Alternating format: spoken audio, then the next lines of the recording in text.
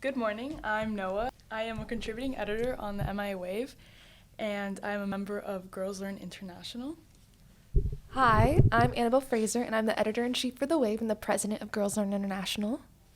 Today we are here with Tina Nash, who is an advocate for domestic violence. To start us off, would you like to introduce yourself and tell us a little bit about yourself? Sure. My name is Tina, like you said.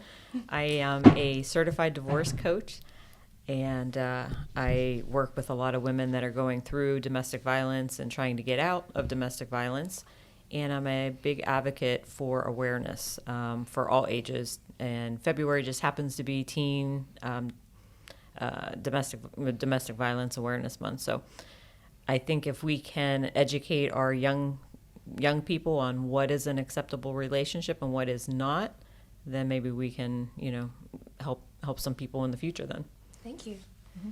Thank you so much for joining us. Thank you to for start having us me. off, of course, because it's a word that's often thrown out there a lot and maybe not everyone knows exactly what it means, could you give us your own little definition of abuse and what domestic violence really is? Sure. So domestic violence is any time someone uses power or control over another person, another intimate relationship. So it comes in many, many forms. It can be physical, which everyone kind of knows what physical is. It can be emotional. It can be sexual. It could be financial. So there's, many different forms that domestic violence can happen. You seem to have a really strong opinion about this, and you seem really passionate about it. Could you tell us why you have become such a strong advocate against domestic abuse? Sure. So I was a victim of domestic violence, and my ex-husband, we thought it was a medical issue, and doctors prescribed different pills and things like that for him. And it turned out to be just domestic violence. He grew up in a family where, it was seen and nobody did anything, and it was just an acceptable, and that's what happens. It's a cycle of domestic violence. So I got out, thank God. I had some people that were very instrumental in helping me get out, and I want to help people because not everyone experiences domestic violence the same way. Mm-hmm. And I was a 911 dispatcher for over 8 years, and I answered these calls of women that were getting abused, and I'm telling them, run into the bathroom, you lock the door, don't come out until the police come. I was a domestic violence victim. I didn't even know because, doctors were telling me, oh, let's just prescribe this pill and it'll help, and I just didn't put two and two together. Yeah. So I think the most important thing that I can do is share my story because I'm not the typical victim, and let people know that it comes in all sizes and shapes and, economic backgrounds and educational backgrounds, and there is not one size fits all. And you can't look at someone and say, oh, he's an abuser. You just don't know. What happens behind closed doors, you have no idea. Right. So that's, I think that awareness, and then after you make someone aware, you have to give them resources to get out. Yeah. So that's my goal in life is just, help people realize that they're in a situation that is not a healthy situation, and then here are the resources to get out. Yeah. Yeah. Is there often a main influence between domestic violence or something that often starts it? Well, the cycle of abuse is big. Mm-hmm. If they grow up in a home that they see dad, hitting mom or, financially controlling mom, they think that that's okay. And then they sort of seek out the same kind of relationship that they saw growing up. And then it just perpetuates. And there's, and that's where the awareness comes in, because if you can show them this is not a healthy relationship, you shouldn't put up with this. You should not, think that this is okay. Someone shouldn't throw something at you and try to intimidate you, and right. Here are the resources to get out. Right. Thank you. Mm-hmm. You mentioned that it's like a cycle. So do you think that if they're brought up in a more abusive household, do you think that it would affect their future relationships? Oh, absolutely. So and there's studies that show that if a man sees his dad abusing his mom, he is 50% more likely to abuse his spouse. So that's a huge cycle. You know, someone growing up, and I say that, you know, when I talk about women being the victims, and it's not always the case. There are some times, you know, that men are the victims of domestic violence. So it's kind of a generalization, but you can take the awareness and you can take the resources and you can apply it to both men and women.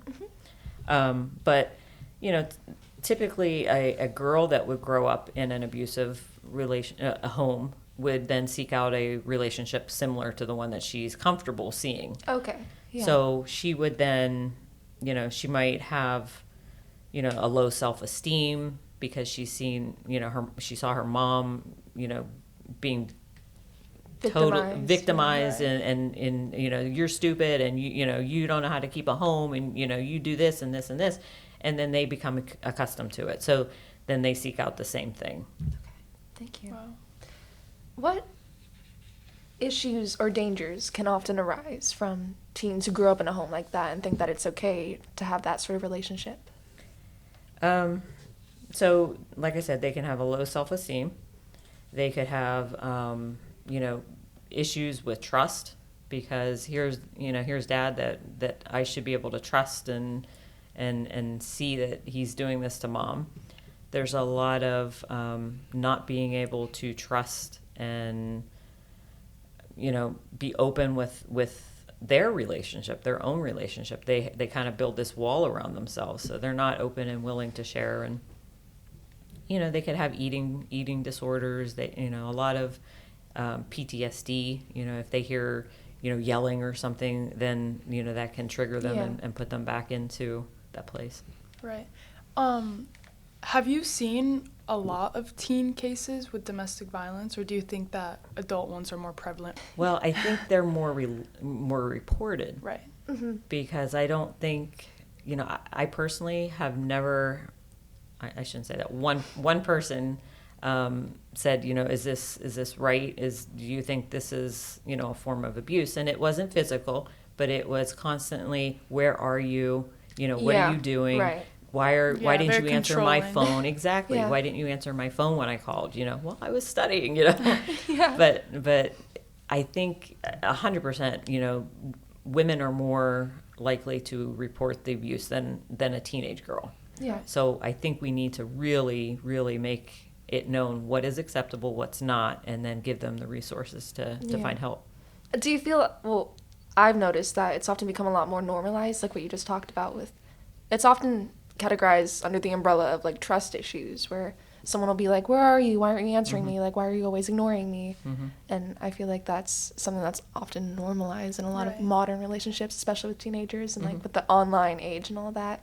Oh, it's I can't even begin to imagine what it's like to be a teenager now and you know, face all of these. Yeah, with like the stupid like locations, sending locations, and like, Yeah. why'd you post that, or why are you wearing that, and stuff like that. Oh, they Yeah. can track them everywhere. Right. And like, it's very controlling, I feel like now, especially. Do you think that that's how it maybe can start, and then it will lead up to eventually when they're older, it could get worse, maybe physical, or Oh, definitely, because and it's 100%. So in all cases of domestic violence, they do not punch you the first time you go out.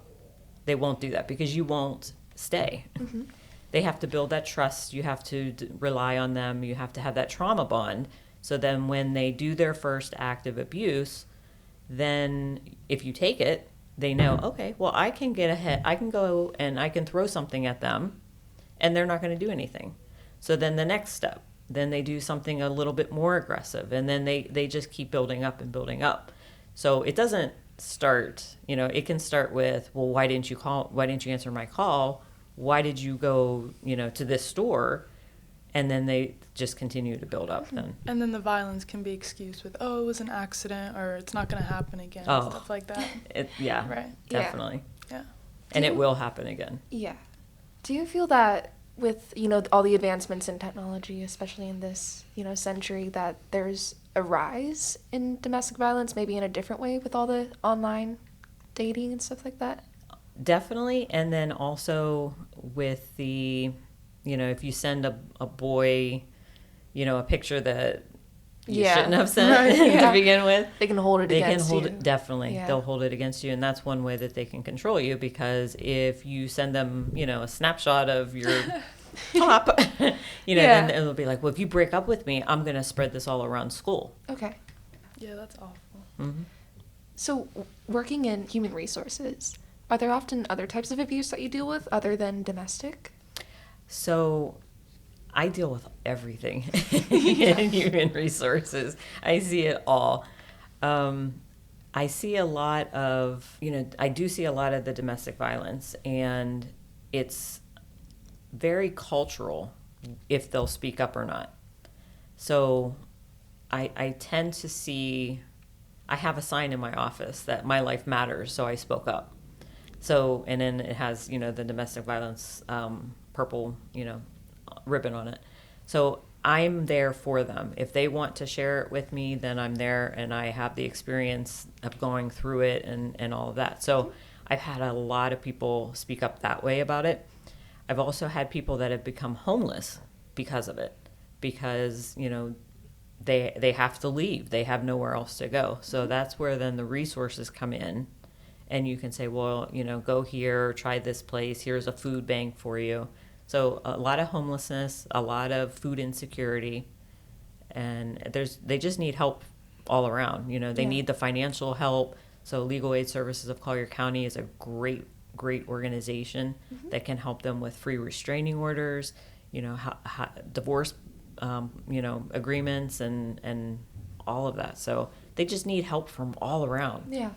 Yeah. Do you feel that when you see the like domestic violence like cases in women, the women are really dependent on like their partner or their husband or whatever it is? Mhm. They're And more that's what they dependent do. on them. That's what Right. they build that Yeah. that need that. So that they can't leave. Yeah, Yeah. yeah. If you leave, I'm going to take your kids. You'll never see your kids. Well, that's not the way it goes. That Yeah. they don't have that say. That's the courts that say that. If you leave, you're not going to have any place to live. If you leave, I'm going to tell all your friends that you did this, this, and this. If you leave, I'm going to share this picture. They build that trust, and it's a trauma bond. That's what it is. So. And do you think it's all about control, right? All about control. It's to gain power and keep the power over someone else. Yeah, it's terrible.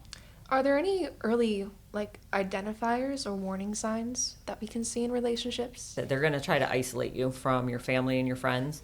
They're going to say, you can't hang out with this person because they're a bad influence, or you can't go here. So they're going to try to isolate you. Yeah. And that actually happened to me. I moved from my home. I got married. I was completely in a new town, just me and him. So, Yeah. that isolation Yeah, it cuts off some of your resources to get Exactly, out. because you don't have anybody else to talk to. You don't have anybody else to see. You can, if you get a bruise, you just stay in the house because you don't have any friends or your family in that location. So nobody sees it. So isolation's a huge thing. We talked about the constant monitoring, where are you? Where's your location? Who are you with? Who do you talk to? And then I tell this to even little kids. Jealousy, it drives me crazy. I'm sure you've seen the posts where, like if a boy likes you, he's going to pull your hair Yeah. or he's going to be mean to you. Like boys will be boys. Yeah, it's And that just sets us up to Yeah. think that it's Exactly. okay. Yeah. Exactly. I mean, jealousy is not a form of love. Yeah. It's not. That's a huge red flag if they, are jealous of, even if you have to work. Like I had to work on evenings sometimes, and oh, you're going out, you're going to go see someone, you're cheating on me. That's not love. That's jealousy. That's trying to control what you're doing. That was for work. Yeah. And then just, they can keep pressuring you for sex. If you love me, you would do this. If you, love me and you don't want me to break up with you, you'll do this. Mm-hmm. So huge red flags. And if they're too quick, if you just start dating and, oh, I love you, you're the most, The love Love bombing. bombing. Yeah. Yes. Okay. So you guys know that. Yeah. Yes, absolutely. Yeah. Take it at a normal pace. Yeah. Absolutely.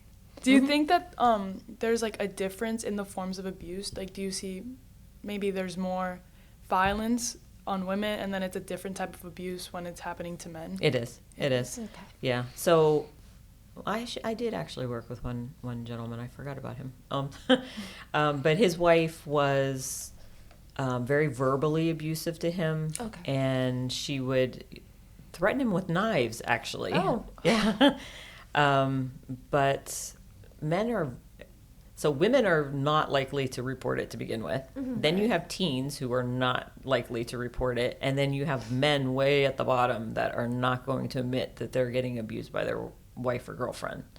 So that's kind of, the chain that it goes in. But it is a little bit different between men and women because, it's just the stereotype, I got to be macho and my girlfriend's not going to, Yeah. hit me or anything like Yeah. that. So.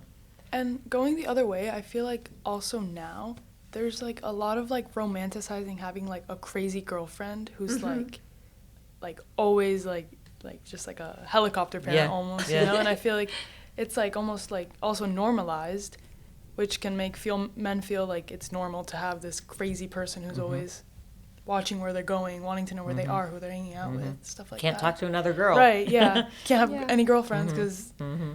yeah. I feel like that's super normalized now, and it can be dangerous because it'll set men Yeah. up for relationships like that. Mm-hmm.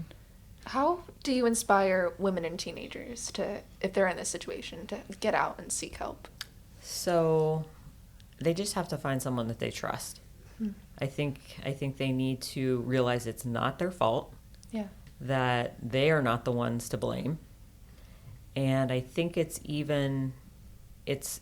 normalizing asking for help. Because if you have a mental issue or a physical disability or a physical illness, you will ask a doctor. You will go to the doctor. You will say, hey, this isn't right. Help me. So why do we have the stigma of, if I'm being abused, why am I afraid to go and say to someone, I need help? Can you help me? Can you direct me legally? Can you help me find another place to live? Can you help me with my kids? Why? Why is there that stigma? There shouldn't be. Yeah. You're not doing anything. Right. But there is, still a stigma. So Yeah. I'm partnering with Merrill Lynch, and we're going to try to do a campaign where we have regular women that are survivors now, and we're going to try to put them in different places, in restaurants and storefronts, and it's going to be like the picture of the person, and then it's going to be, here are where, the resources, here are where you can go for help. Here's the national hotline, here's the, legal aid services. But it's to bring awareness that you, me, we don't look like the typical victim. Yeah. And it's just to normalize that, it can happen to anyone. Yeah.